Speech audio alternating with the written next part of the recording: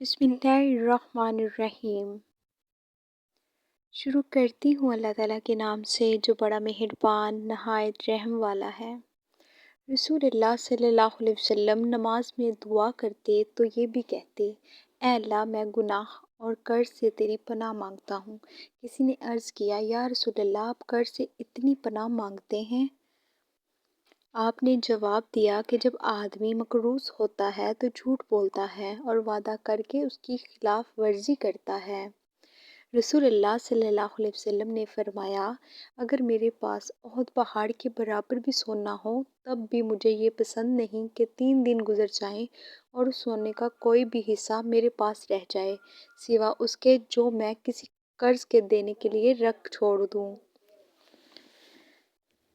حضرت ابو ہریرہ رضی اللہ تعالیٰ عنہ سے مرفوعاً مروی ہے کہ اللہ سبحانہ وتعالیٰ فرماتا ہے، آدم کے بیٹے، میری عبادت کے لیے فارغ ہو جا، میں تیرا سینہ استغنا سے بھر دوں گا اور تیرا فقر دور کر دوں گا، اور اگر تو نے ایسا نہ کیا تو میں تیرے سینے کو اشغال سے بھر دوں گا اور تیرا فقر دور نہیں کروں گا۔